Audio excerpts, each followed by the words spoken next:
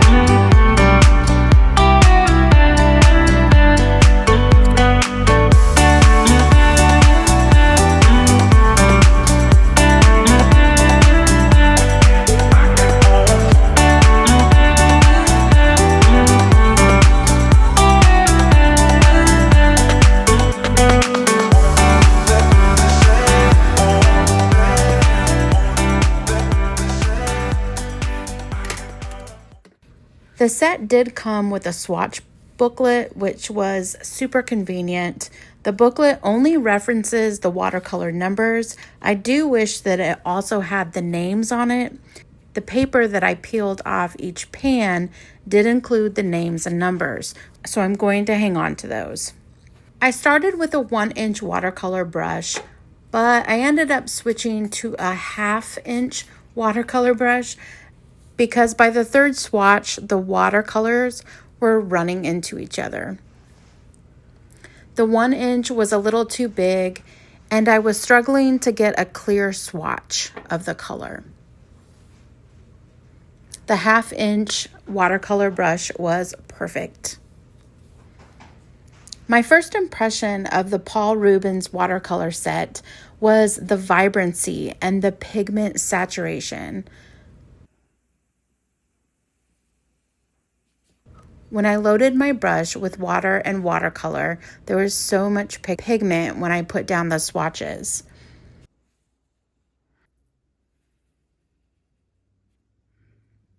They really turned out beautiful. I can already imagine using this for upcoming watercolor botanicals and florals in my art studio. Now for the other side. I'm already a fan just because of the brightness that they provide with the pure pigment. But the vibrancy and the transparency is high level. Just look at that color. I think I may need to use these on some larger watercolor pieces in the future and try out some glazing techniques. What do you think about this set so far? I know it's just the swatches and we have more to come, but I'd love to know what you think. Let me know in the comments if you're a fan already. Oh, and I will include the link below if you want to go check them out yourself. All done. So fun, and as you can see, they are so bright and vibrant. I can't wait to see what happens when we mix them together.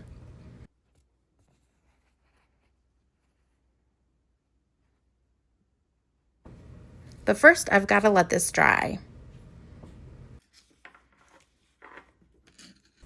It will make for a great reference.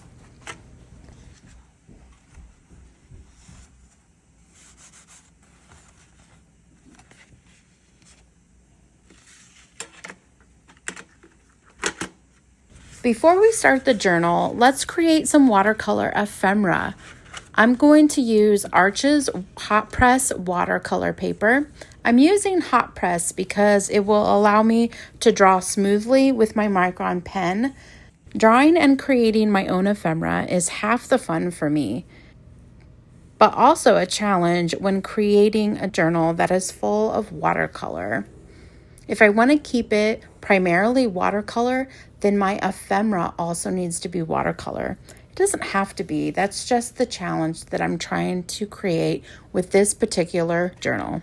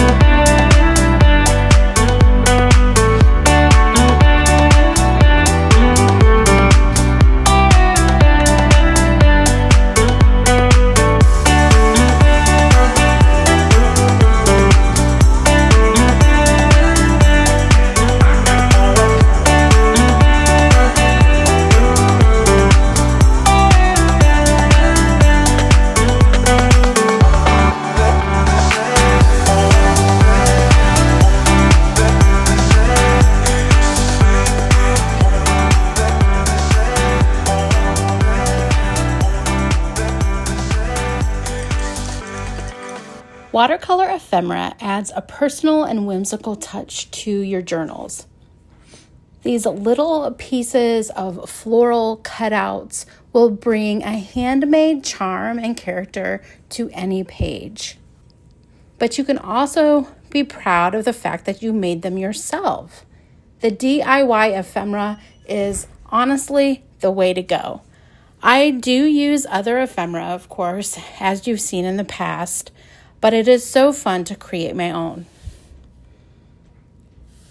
By painting your own, you're not only creating something truly unique, but you can also enjoy the extension of your art supplies. So a lot of times we use our art supplies to create larger projects, but we can also use our art supplies to create these smaller, joy-filled art projects that can also bring us just as much joy.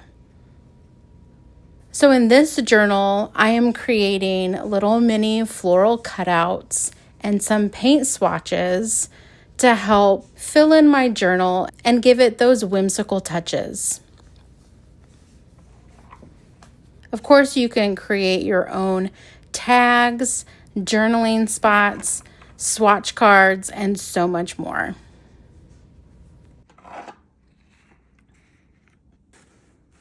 And since I planned out what I was going to do on each page of my watercolor journal ahead of time, it really helped me to know what ephemera I was going to create.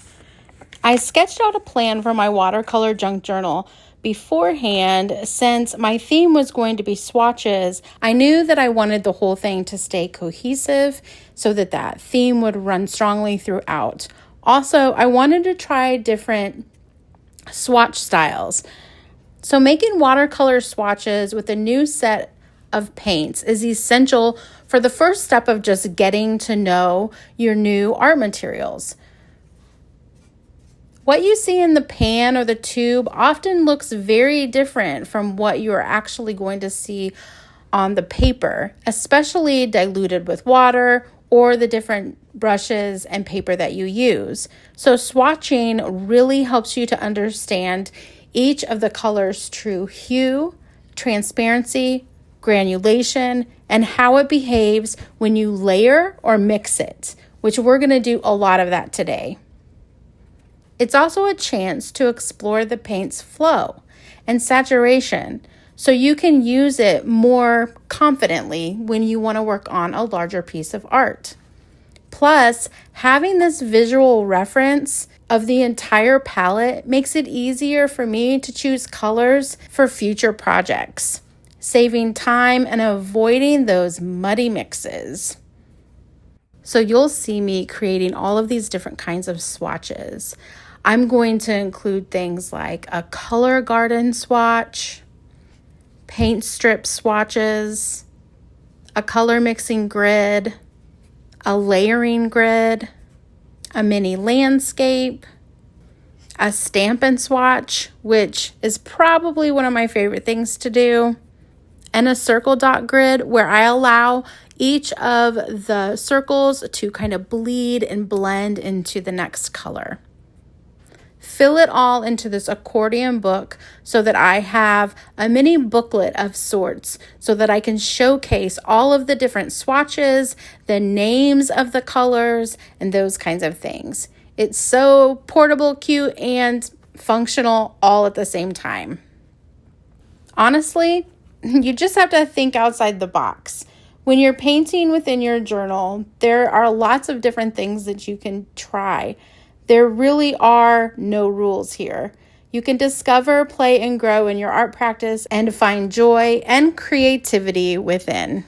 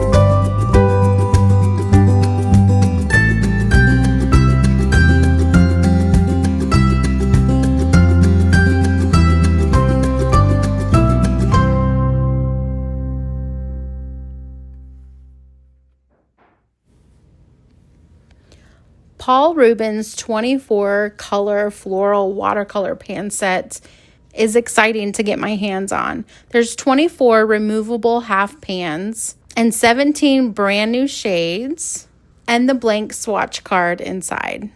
I can tell you straight away that I feel like it's a well-balanced mix if you love to do florals and botanicals.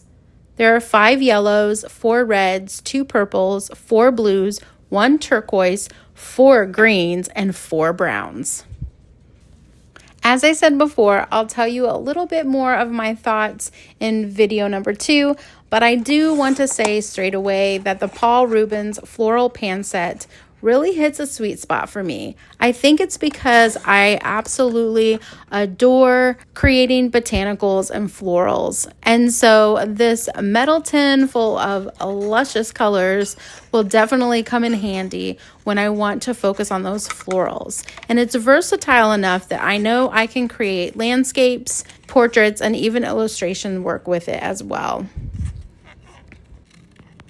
The last part is my favorite. We're going to fussy cut out all of our ephemera, and I will use my paper trimmer to cut some too, and we will add it all to the journal. We are almost done. This is the best part.